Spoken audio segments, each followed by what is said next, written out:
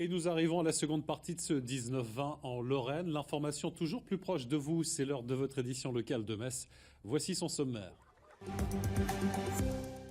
C'est le cimetière américain le plus important d'Europe. 10 489 soldats de l'US Army sont en effet enterrés ici, morts pour la plupart lors de la Seconde Guerre mondiale. Ils venaient de l'Arkansas, de New York ou même de la lointaine Californie et ils sont venus pour se battre ici en Europe afin de libérer la France et le continent européen du joug nazi. Le grand format de ce soir vous propose de leur rendre hommage.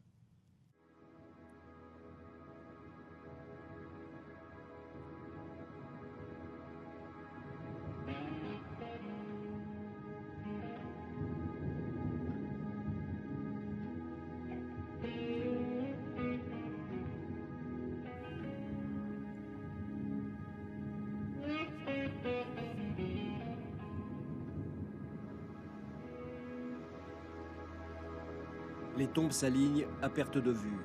Croix ou étoiles de David blanches se dessinent, se découpent sur la surface gazonnée. Nous sommes en territoire américain, mais en terre de France.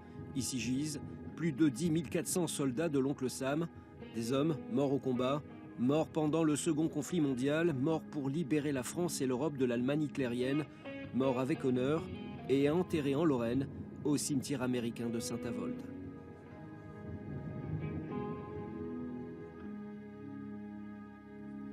Valérie Muller est guide. Chaque année, elle accueille des milliers de visiteurs dans ce lieu.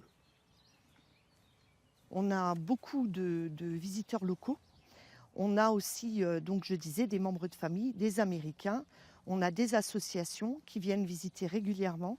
Mais on a des visiteurs internationaux. On a beaucoup de touristes qui viennent visiter. Combien, vous le savez ? On a à peu près entre 23 et 25 000 visiteurs par an.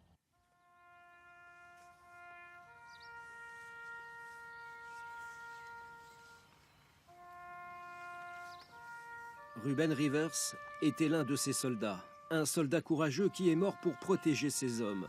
Un soldat noir, à l'époque de la ségrégation raciale aux USA, et qui a obtenu la plus haute distinction américaine, la médaille d'honneur. C'est un véritable héros, tout à fait. Quand on pense aussi que les Afro-Américains étaient une minorité, nous en avons 300 enterrés ici, et ils sont enterrés parmi tous les Blancs. Donc c'est vraiment un cimetière d'égalité.